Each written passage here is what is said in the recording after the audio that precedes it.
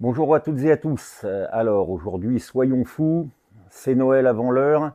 2 vidéos pour le prix d'une. Vous voyez comme quoi la générosité n'est pas morte dans ce monde individualiste.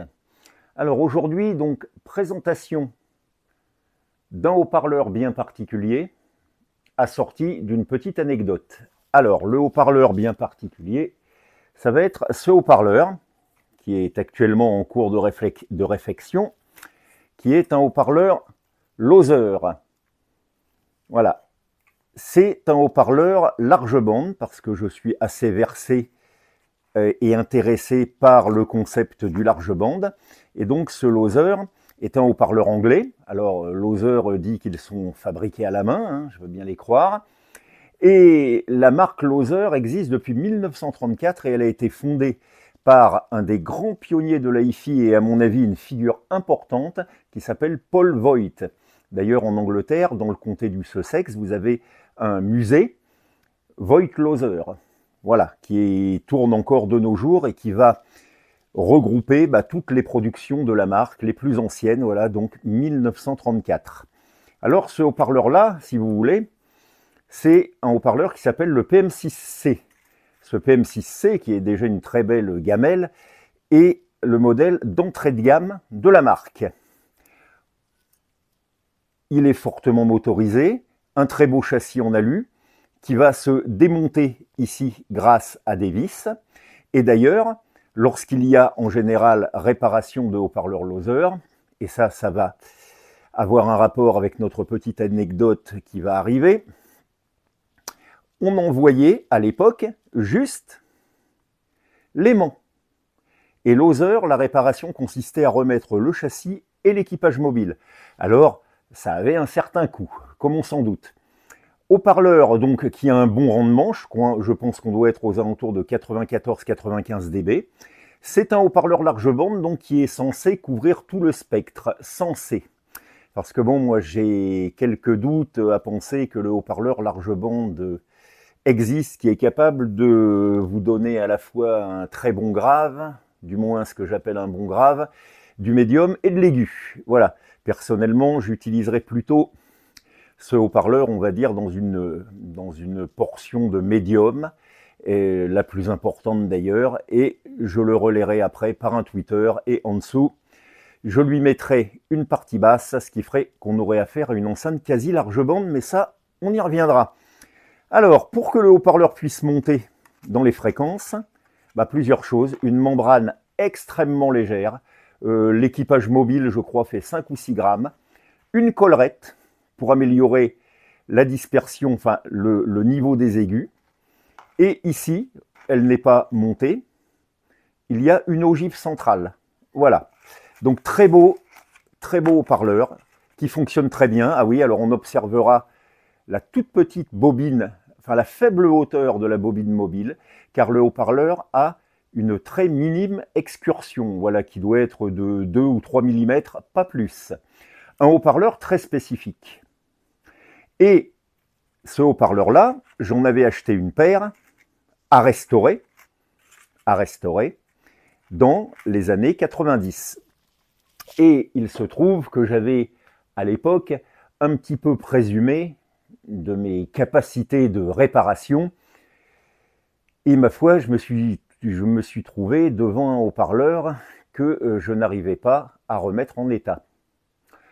À l'époque, j'avais un ami qui travaillait dans un service après-vente d'une grande société de sonorisation.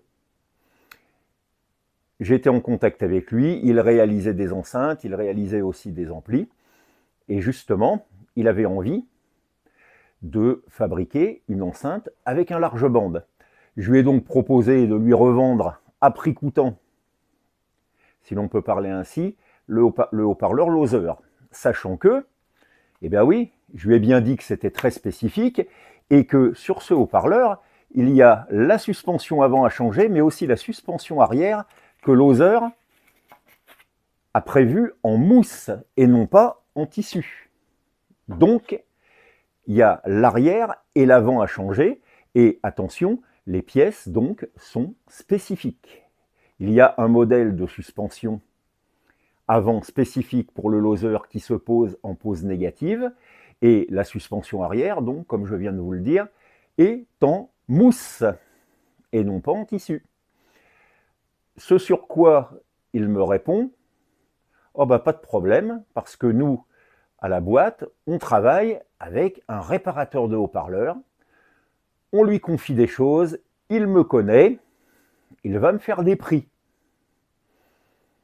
Ok, bah je lui dis, bah voilà une bonne solution parce que moi personnellement, je n'en ai pas. Et donc notre ami va confier ses haut-parleurs Loser à restaurer à cette fameuse boîte avec qui ils sont en contact et qui, paraît-il, leur octroie des prix.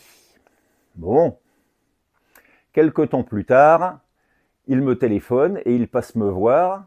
C'était un soir. Je vais l'accueillir sur le trottoir. Il tenait les haut-parleurs dans les mains. Je jette un œil aux haut-parleurs, mais bon, on était là en train de discuter, il faisait sombre, etc. et tout. Mais quand même, je sais pas, une petite lampe qui s'allume là-dedans. Bon, ça va pas plus loin. On entre à la maison, et là, je vais mettre quelques secondes à m'apercevoir de la chose la plus évidente. Je lui dis, mais dis-moi, il manque quelque chose sur les haut-parleurs. Ah bon? J'ai dit oui, rappelle-toi, il manque les collerettes. Bah oui, le bicône. Ah oui, tiens, maintenant que tu me le dis, voilà, ok, il manquait les bicônes. Donc là, on n'était plus vraiment déjà dans du loser. Ensuite de quoi, j'examine la membrane, et à la place de la fine membrane loser, vous la mettez devant une lampe, hein, vous voyez à travers. À la place de la fine membrane loser, on avait une membrane blanche, mais dans un carton beaucoup plus épais. Là, ça commence à poser problème. Parce que la membrane loser, l'équipage mobile, comme je vous l'ai dit, doit peser 5 ou 6 grammes, et ça a son importance dans la réponse du haut-parleur. Ça, c'est évident. Ok, bon. On met en route un ampli, on passe un petit CD, et on teste les haut-parleurs.